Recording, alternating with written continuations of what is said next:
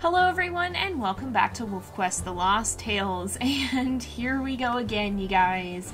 We're gonna begin our quest, and we're gonna be playing on Bring It On, because you guys have chosen Boulder. I don't know why you guys are so fond of the difficult quests, but here we are. So Boulder's challenge is to play on Bring It On, and instead of being free to choose a den like Ajax was, he has to play at the Saddle Meadows den, and so this could be a little bit interesting. Now, Boulder has some different stats than Ajax. He actually has 45 strength, 65 stamina, and 40 speed, so he's not quite as fast. I believe Ajax had a little bit more speed, but he is very, very strong. In fact, he's one of the stronger wolves we've had, so hopefully that will serve him well, and he seems to be the same speed as the elk. No, I think we are gaining just a little bit, but yeah, this could be kind of an interesting playthrough. The Bring It On ones usually are, and hopefully it won't be too big of an issue. And I did set it properly, right? Yeah, we set it to Bring It On.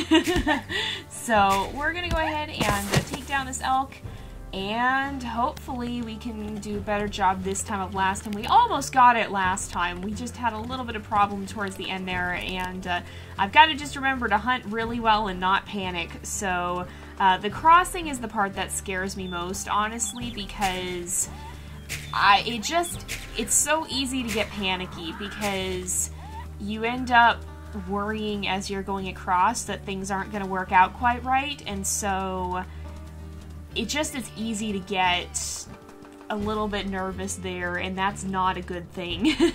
So we'll have to be very, very careful of that crossing. I don't want bad things to happen again this time, and hopefully we can manage to survive in the Saddle Meadows Den. It's also an easier crossing from the Saddle Meadows Den, so for that I am thankful, because we only have to cross once, and it's that second part of the crossing at Bison Peak that can be a little bit of a danger.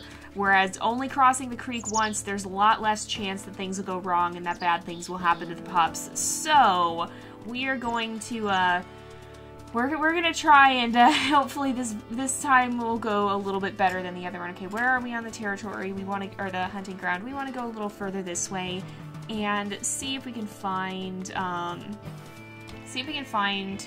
went the wrong way again, didn't I? No.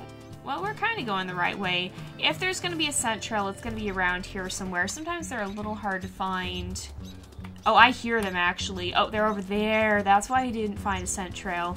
Okay, so they're right at the edge here. Sometimes that can be difficult to find the scent trails for. But they are still within the hunting ground. It'll be nice when... I honestly, I'm looking forward to not having hunting grounds to deal with. They are a good system, but I think it'll be a lot more... Oops, I think it'll be a lot more organic when we don't have to have them restricted to certain areas. There'll be more of a naturalistic restriction because the elk will be looking for an area that would have good food for them, and so they'll tend to be in certain regions, but it's not a hard and fast. They're only found in they're only found in a certain area, and so it's not going to be a solid rule necessarily. It's more like a guideline, and I feel like that makes it feel a lot more natural and a lot more organic. So, I think it'll be a lot better of a situation, and I think it'll make the game a lot more interesting and a lot more fun to try and have to find the elk. Now, I'm hoping, it sounds like everything is getting scaled up from what we've heard. I mean, the maps are getting a lot bigger. We know that the health bars, we've been told that all the animals will have more hit points, and so rather than having both the wolf and the elk have a relatively small number of hit points, you'll have a lot larger pool of hit points for all of them, and so there'll still be a reasonable comparison, but there'll be a lot more room for either one to make mistakes. With a higher pool of hit points, that means that hunts are going to take longer. It won't just be this quick in and out sort of thing where we have to where we run in, we take the elk out, and that's it. It'll be a lot more of a longer concentrated effort or concerted effort to actually take down an elk or whatnot. And I think that's going to be a good thing, but we know the health pool is going to get scaled up, and so what I'm hoping is that everything will get everything else will get scaled up too, so like the hunger won't go down quite as fast as it does in this version, because as of right now, you lose a decent amount of health just by not doing anything, because the health and hunger are so connected, you start to lose health and hunger very quickly. And so it drops pretty fast, and if you're not careful, you can get into a situation where you don't have the hunger to be able to take down an elk. Whereas hopefully in the new version, that will be adjusted a little bit so that it's not quite, so you don't get hungry as quickly, basically. It sounds like everything is probably going to be based off of the day and night cycle. They've talked about how they're implementing a dynamic cycle for that now, and so it sounds like they might try to kind of scale that according to the real world and what wolves will do over a 24-hour period and how often they need to hunt, etc. It sounds like that's going to be the case. Now, again, this is me speculating. Don't take this as confirmation. I'm just going off what they've said in the videos, and this is just me speculating at it.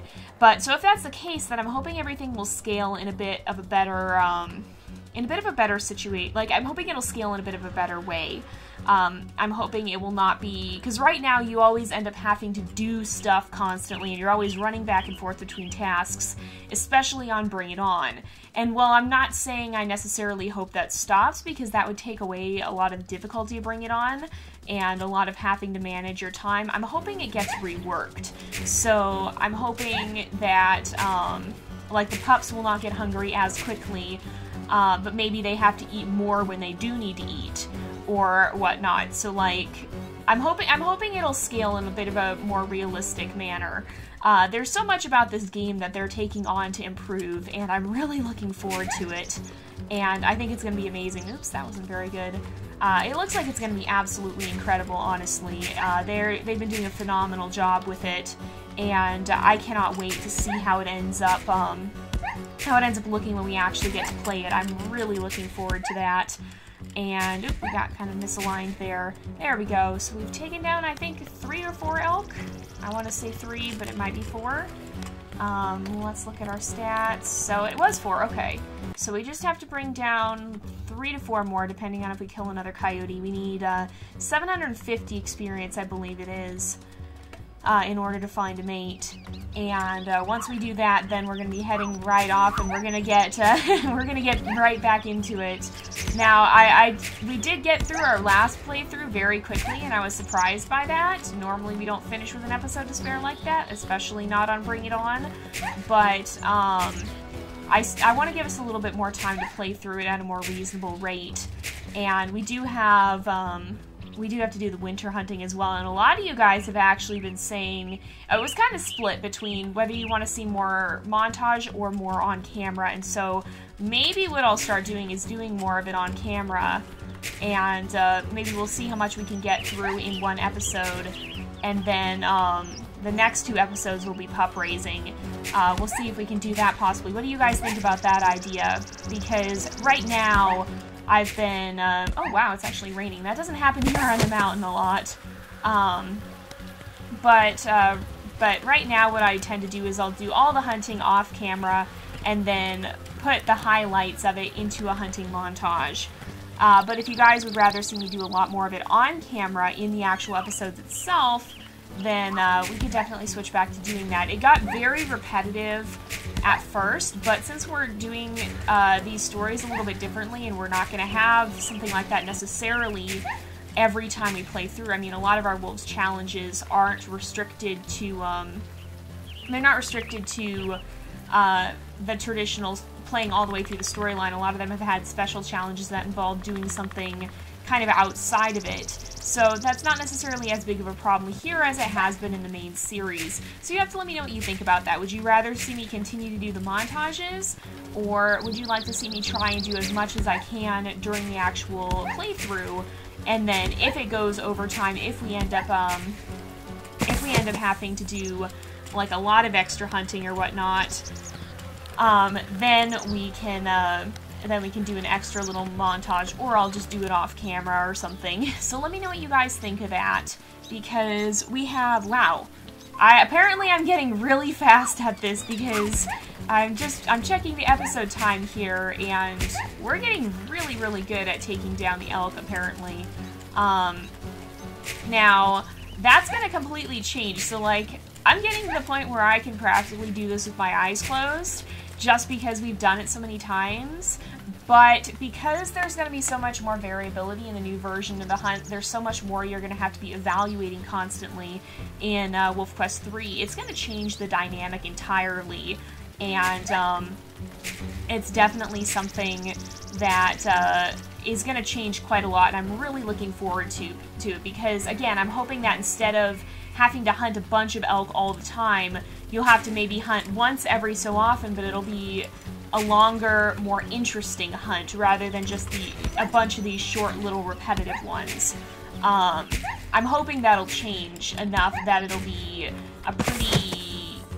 pretty interesting. I'm hoping it'll add a lot of interest to the hunt, because, again, right now I've got this down at this point in time. I can pretty much just do my thing and not even really have to think too much about it. I want to be challenged to think.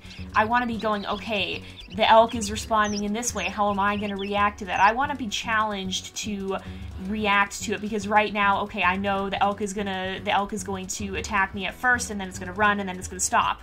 And it's going to start attacking me again. And there's really not anything I can do about that, because basically every time I run into attack, it's pretty much guaranteed that it's going to land a blow on me, because there is no way to avoid them. It is what it is. So I accept that I'm going to be taking a certain amount of damage during it. But when you have a more dynamic hunt and a more dynamic fight where you're going to actually have variables, so like what happens if the elk breaks free? What happens, can I dodge this kick? What happens if I don't dodge this kick? Is this elk going to keep running, or is it going to realize that running isn't going to work and turn around and fight back? There's so many more variables, so many more things that you're going to have to be constantly keeping an eye on and taking into account, so many more split-second decisions. So like, right now, I know she's going to fight until probably 3 more bites from now. 2 or 3 more bites, probably. Okay, I guess maybe a little bit more than that. Okay, a little more than that. It was 5. And now she's going to run until her health gets about to the edge of that curve there. The curve around her name. Until about her health is about even with that, she's going to run. And I'm not trying to dodge her, because there's no point. You can't take her down without taking some damage, because of the way the damage in this game is calculated and dealt. But yeah, so see, if we look there, that's pretty much where she turns around. a little bit ahead of that curve. And so you can just basically guesstimate it really accurately just by the way the game and the AI always works. So there's not much variability, whereas in the new version, from what we've seen already, we saw how the elk, even just in that little standoff that they showed in last week's video, which was Bike Club Part 2, if we look here, we do have enough. Okay, so we're gonna run out to the slough territory over here, because we always go up that way, and I want to kind of break that habit. But yeah, so we're gonna head out this way. But yeah, even what we saw how the elk kind of switched back and forth from basically running away to fighting back, and it kind of, there's the possibility that it would change its reactions during the course of an encounter depending on what it thinks it can get away with, or what it thinks will help it. And that is what the case is in the wild, too. If the elk sees a chance to run for it, it's going to run for it if it thinks it can get away from the wolf. It's going to do whatever it thinks will be best or its best chance of staying alive, and the wolf's going to do whatever it thinks is its best chance of bringing it down. And so it's a constant cost-benefit analysis. You're always going to be looking, you're always going to be analyzing, you're always going to be taking into account what you have to be doing in order to stay alive, basically. And so with that in mind, it sounds like the new system is going to reflect that a lot more than these very predictable markers where, you know, the elk is always going to do the same thing, and so you just have to maybe run off and eat if your health gets too low somewhere in the process of there. It's going to be so much more interesting when it isn't predictable. Okay, here is, I think it's going this way. Yep, they're heading this way. So it'll be a lot more interesting when it's not predictable like that, okay? And we already ran into a dispersal female. This might be a very short episode. I actually like the looks of her quite a lot. Ow, wait, actually. I'm gonna go around to the other side because it looks like she might... Oh, she has mange. Okay, we're not gonna take her as our mate then. That's asking for trouble. I'm sorry, you seem like a lovely wolf, but we don't want to risk getting sick from that. Mange can be a big problem, especially in regards to pups, and while a lot of adult wolves can carry it and suffer not huge effects, I mean, it'll make it a little bit harder in the wintertime, but sometimes if the infection is mild, it's not a huge deal, then, it can be a big deal for pups because they're just so young that they still haven't really developed to the point where they're going to be strong enough to fight it off. Their immune systems aren't going to be good enough to help fight it off and counter its effects. They're going to be substantially weakened and maybe even die from it. And so we don't want to take a mate with mange. We had a wolf with mange earlier on, and that was a really interesting challenge that we kind of set up around it. So if you haven't seen it, that was our third side story. That was Athena's side story. And so if you guys haven't seen that, definitely go check it out. It was one of the more interesting series we've had. So definitely make sure you check that out. But in any case, we are going to head out this way. I think we'll actually try going to Druid territory because Boulder seems like a fairly tough wolf. I mean, I don't think he's going to be overly intimidated.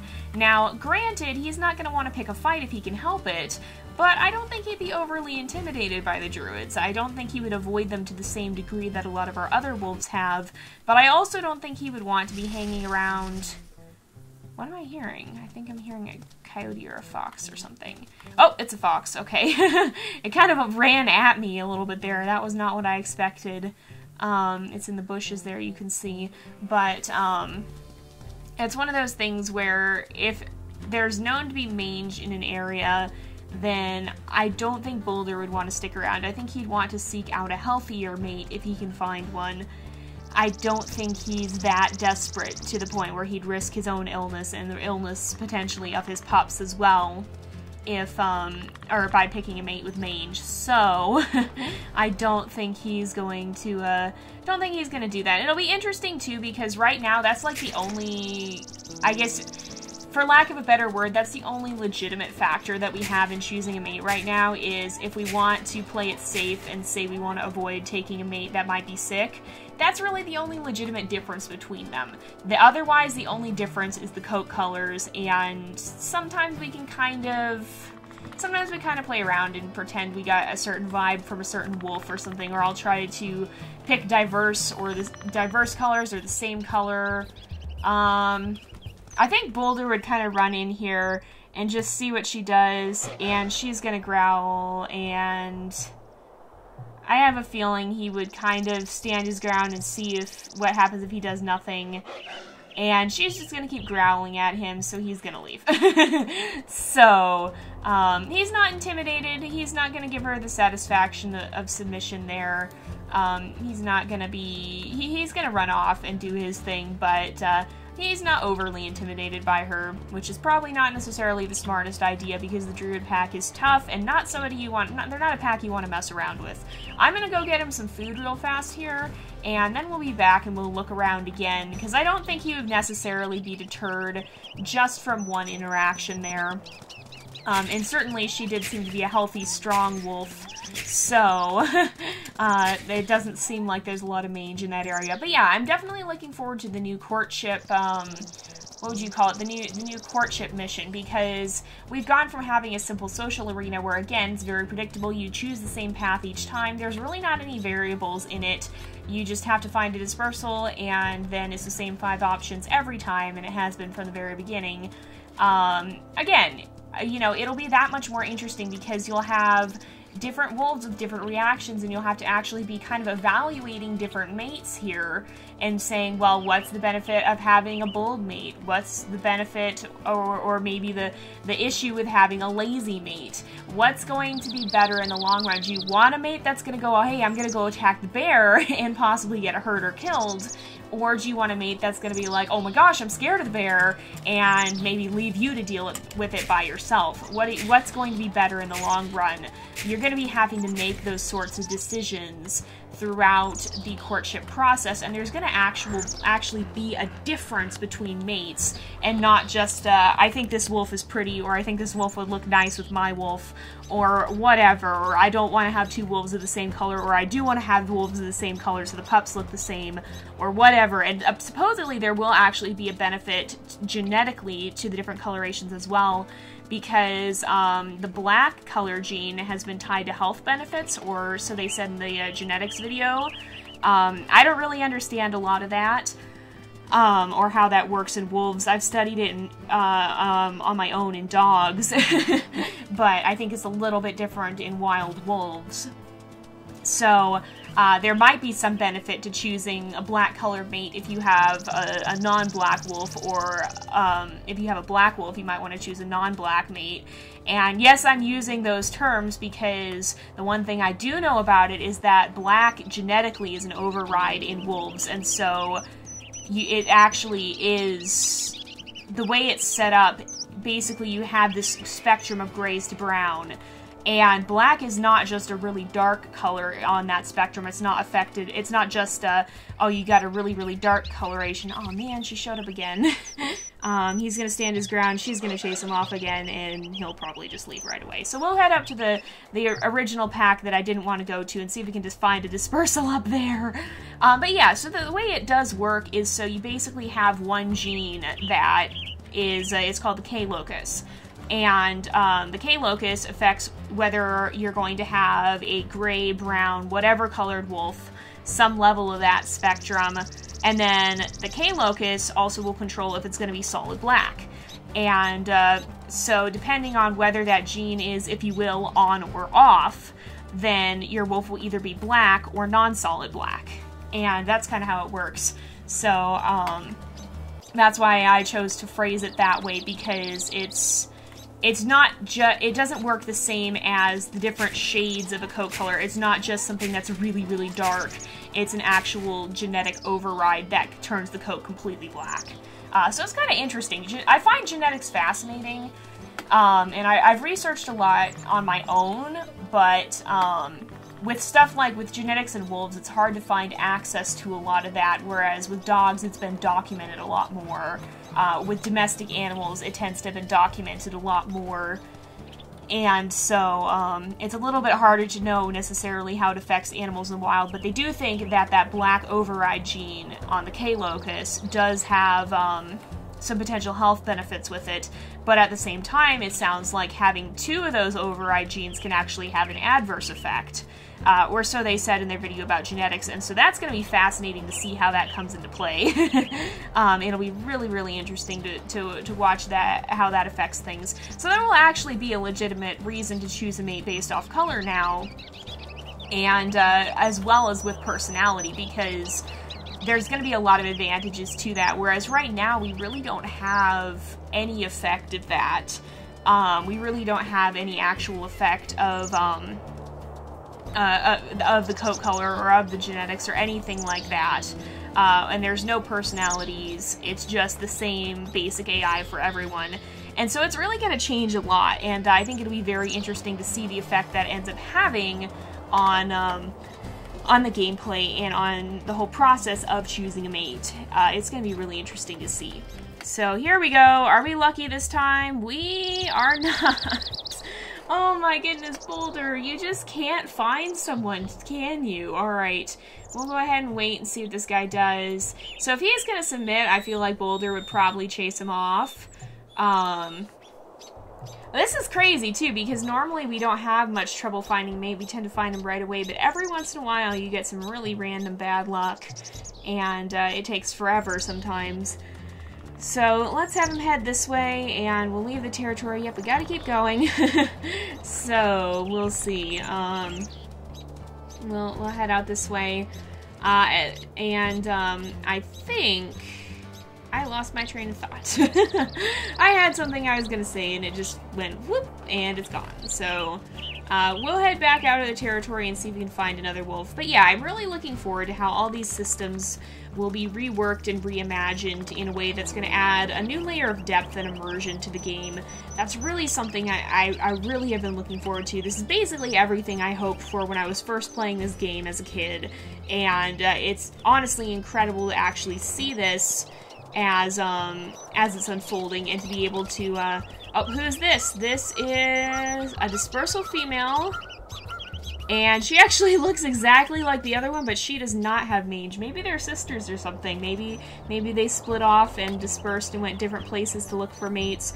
But this one here does not have mange, and so I think we're going to go ahead and we'll take her as our mate here. So let's go ahead and we'll say hello there, just greet her nicely.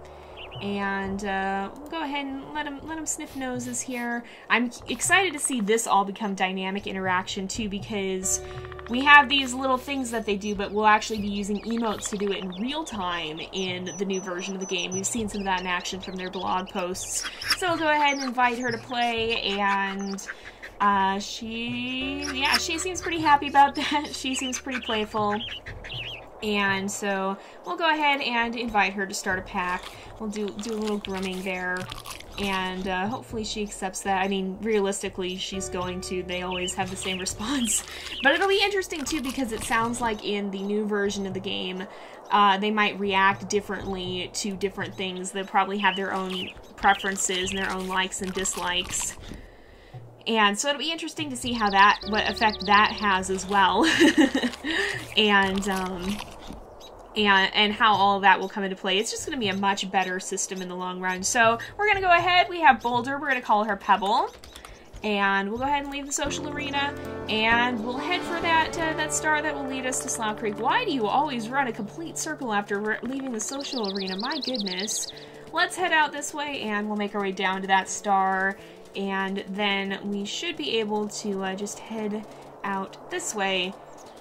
And in the next episode, we'll be jumping in Slough Creek. So, again with that, let me know what you guys want to see. Do you want me to do a hunting montage, or do you want to try, or see me try and do it all on camera, and possibly have the chance of, or like, see me do it all on camera, and then maybe go a little overtime if we have too much, basically.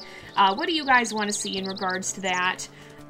Do you like the montage? Would you rather see me kind of put those to rest and just do it all live? What do you guys want to see in regards to that? And just let me know what you think about that. And keep your eyes peeled too, because I have definitely been planning a few things. I know the videos have been a little slow recently, and my life has been a little bit crazy, but I do have some fun plans in mind, so keep your eyes out. If you guys like WolfQuest, we might have something that will be pretty fun. I'm hoping it'll work out. We'll have to see. So if you guys like WolfQuest as much as I do, then keep your eyes peeled for something very special that I hope will be coming in the pretty near future here. So we're just going to run up and get a quick bite to eat at that carcass on the hill, and then we'll head down to the Slough Creek exit, or I guess the Slough Creek portal we call it. Basically what it is it's a time skip. We go there and it's like they walked down through the valley and over that ridge and into Slough Creek, and then, oh, end of winter, there we are. So basically that's what that is.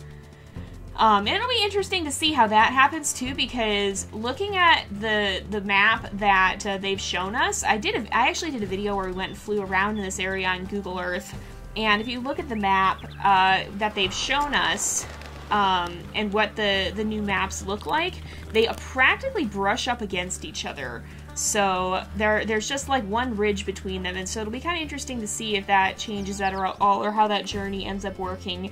But we'll have to see when WolfQuest 3 comes out and when WolfQuest Slough Creek comes out. But for now, we're going to go ahead and make our way over to the star and end off the episode, because it is about that time again. So thank you guys so much for watching. I hope you've enjoyed the episode. Don't forget to like and subscribe, and I will see you guys next time.